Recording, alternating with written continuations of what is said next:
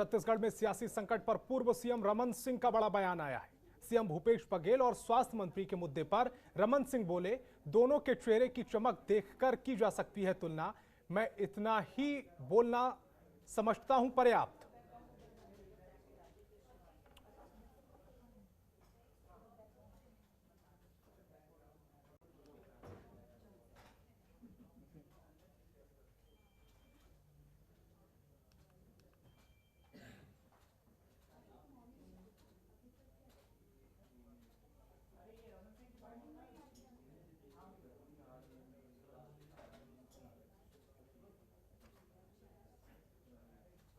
दोनों के चेहरे की चमक को देख के तुलना कर सकते हो आप लोग, और उतना ही मेरा बोलना पर्याप्त है। दोनों के प्रेस कॉन्फ्रेंस के समय चेहरा देख लो, बाकी मैं नहीं बताता। तो चेहरे की चमक देखकर ही दोनों की हालत को समझा जा सकता है। ये बयान आया है रायपुर में। ये बयान पूर्व सीएम रमन सिंह ने दिया है। मैं इतना ही बोलना पर्याप्त समझता हूं, चेहरे की चमक देखकर की जा सकती है तुलना। ये बयान है और सीधे बयान ना कहकर तंज कह सकते हैं। जिस तरह से स्वास्थ्य मंत्री और मुख्यमंत्री के बीच विवाद चल रहा है और ये विवाद कांग्रेस हाईकमान के पास भी पहुंचा। इस विवाद को सुलझाने का दावा तो किया जा रहा है, लेकिन ये विवाद कितना सुलझाए इस पर लगातार नजरें बनी हुई हैं। और ऐसे में अब पूर्व सीएम रमन सिंह ने चुटकी ले ली है। उन्होंने कहा है कि मैं इतना ही बोलना पर्याप्त समझता हूं, चेहरे की चमक देखकर दोनों की तुलना कर सकते हैं। अब इसके क्या सियासी मायने हैं, ये देखने वाली बात होगी। मनमोहन नेताम हमारे संवाददाता ज्यादा जानकारी के साथ फोन लाइन पर जुड़ रहे हैं। मनमोहन, इस बयान के, पूर्व सीएम रमन सिंह के बयान के क्या सियासी मायने निकाले जाएं, क्या समझाना चाह रहे हैं वो? देखिए संतोष, छत्तीसगढ़ में जिस तरीके से नेतृत्व परिवर्तन का बयार चल रहा है, जिस तरीके से राजनीति चल रही है कि प्रदेश में 2.5 साल का मुख्यमंत्री बदलने की जो बात चल रही है, और यह जो मसला है यह छत्तीसगढ़ से दिल्ली तक पहुंच गया। और छत्तीसगढ़ के जो विधायक हैं वो दिल्ली में जिस तरीके से पहुंचे थे और आला नेताओं से मुलाकात हुई, तो इस पूरे मसले को लेकर अब बीजेपी भी पीछे नहीं हटने वाली है। क्योंकि बीजेपी को बैठे बिठाए एक मुद्दा मिल गया है कांग्रेस को घेरने के लिए। तो जो पूर्व मुख्यमंत्री डॉक्टर रमन सिंह ने यहाँ पर एक बयान दिया है और उन्होंने यहाँ पर जो प्रदेश के स्वास्थ्य मंत्री और सीएम पर एक बयान दिया है कि उन्होंने कहा है कि जिस तरीके से दोनों नेताओं के बॉडी लैंग्वेज से अंदाजा लगाया जा सकता है, चेहरे की चमक से अंदाजा लगाया जा सकता है कि आखिर दोनों में सीएम कौन बनेगा। यह उनका एक इशारों में उनका कहना है, सीएम पूर्व मुख्यमंत्री डॉक्टर रमन सिंह का। लेकिन जिस तरीके से प्रदेश में अभी राजनीति का माहौल चल रहा है, जिस तरीके से बयानबाजी चल रही है, चाहे वो पक्ष हो चाहे विपक्ष हो, प्रदेश में जो जिस तरीके से नेतृत्व परिवर्तन की बात चल रही है, उसे लेकर अब विपक्ष भी यहाँ पर तंज कसने लगा है। विपक्ष को तो एक मौका मिला है तंज कसने का, और लंबे समय बाद पूर्व सीएम रमन सिंह की कुर्सी गई थी और जो भूपेश बघेल थे उनकी सरकार आई थी। लेकिन ऐसी उम्मीद नहीं थी कि 2.5-3 साल में सरकार इस तरह से अस्थिर हो जाएगी, क्योंकि बहुत बड़ा बहुमत उन्हें मिला था। इसके अस्थिर होने की वजह क्या निकलकर सामने आ रही है?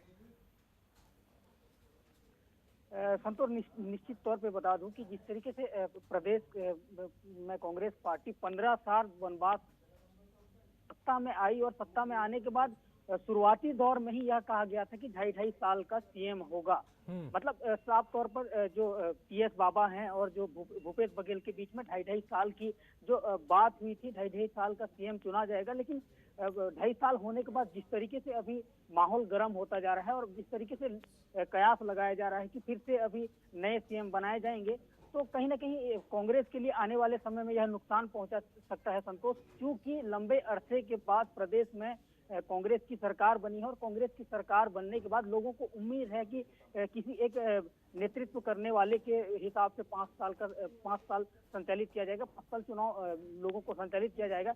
लेकिन फिलहाल जिस तरीके से अभी नेतृत्व परिवर्तन की बात चल रही है और कयास लगाए जा रहे हैं, तो इससे कांग्रेस पार्टी को आने वाले समय में नुकसान दे हो सकता है। संतोष, मनमोहन, जब इतना बड़ा बहुमत आपको मिला हो, जनता का इतना अपार समर्थन आपको मिला हो, और उसके बाद ये 2.5 साल का गणित क्या आला कमान की नजरों में था? क्या आला कमान ने यह तय किया था और क्या आला कमान अब इसमें हस्तक्षेप करेगा? क्योंकि 2.5 साल अगर इतने बड़े बहुमत के बाद भी आपको सीएम 2.5 साल बाद बदलना पड़े तो ये सोचनीय विषय है।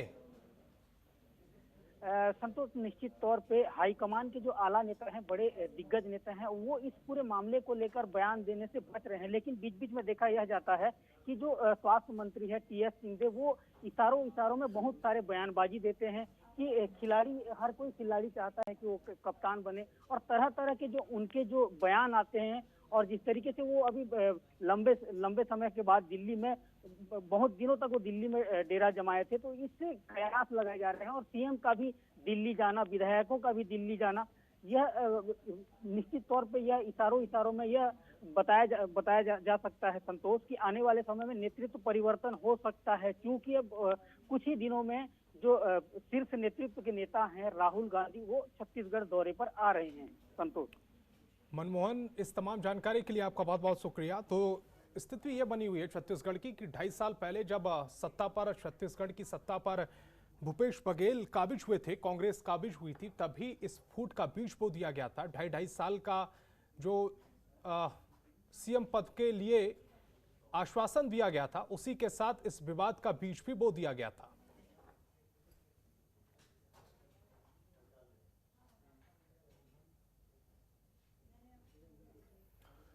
और छत्तीसगढ़ में 2.5 साल के मुख्यमंत्री के नाम पर उभरा सियासी विवाद कम होता नहीं दिख रहा है। इस बीच नेता भाजपा ने कांग्रेस पर तंज कसा है और नेता प्रतिपक्ष धर्मलाल कौशिक ने कहा कि कांग्रेस के पास प्रदेश में पूर्ण बहुमत है, लेकिन फिर भी इन्हें दिल्ली में परेड कराने की आवश्यकता पड़ रही है। धर्मपाल कौशिक ने कहा, जब विधायकों को पीएल पुनिया ने बुलाया ही नहीं, फिर विधायकों ने दिल्ली पहुंचकर अनुशासन भंग किया है।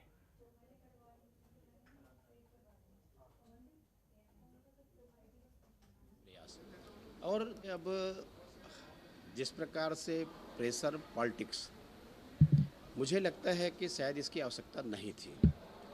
दूसरी बात, जब एक तरफ छत्तीसगढ़ के कांग्रेस के प्रभारी पुनिया जी ये कह रहे हैं कि आपको आने की आवश्यकता नहीं, यदि डांट लगा रही है तो फिर बैठक लेने की क्या आवश्यकता? क्या उन्होंने अनुशासन भंग नहीं किया? और यदि अनुशासन भंग किया तो क्या प्रभारी को उनको बैठक लेना चाहिए? ये निश्चित रूप से प्रश्न चिन्ह है।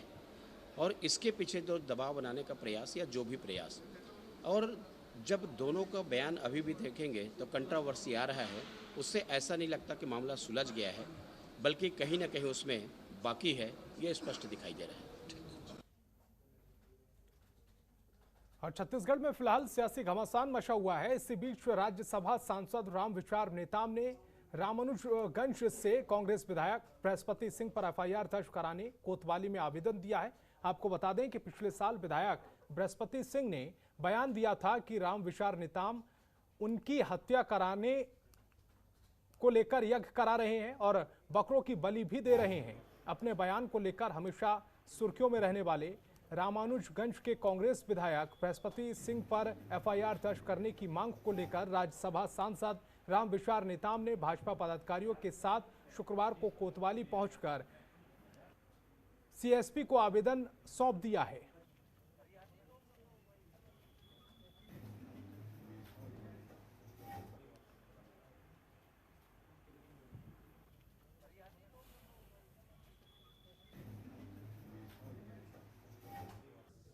जैसा कि समाचार में आया और मीडिया, सोशल मीडिया में आया कि नहीं, आपने यज्ञ में कुछ बलि भी दिया था, तो मैं मुझे सबके बीच में बहुत संकोच हुआ और थोड़ा तकलीफ भी हुई कि जो मेरे ऊपर आरोप लगाया गया था पिछले दिनों रामानुजगंज के विधायक के द्वारा कि यज्ञ में हमने कोई बलि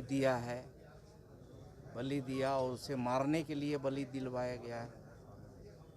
तो ये बहुत ही आपत्तिजनक बयान था, स्टेटमेंट था। उसके आधार पर हमने पत्र तैयार करके आज एफआईआर करने के लिए हमारे संगठन के सभी प्रमुख नेताओं के साथ यहाँ थाना में आए हुए हैं और यहाँ ज्ञापन दिए हैं। हाँ, अभी एक आए थे थाने में ज्ञापन देने के लिए, जिसमें रामविचार नेताम जी राज्यसभा सांसद जो है एक दिए हैं आवेदन कहना चाहिए, जिसमें लोक कृष्टि कारक और धार्मिक आयोजन के बारे में मिथ्या कथन करने के संबंध में दिया गया है आवेदन, और उस आवेदन को अभी हम लोग जांच में रखे हैं। जांच के पश्चात उसमें जो भी पाया जाएगा उसमें उचित कार्रवाई किया जाएगा।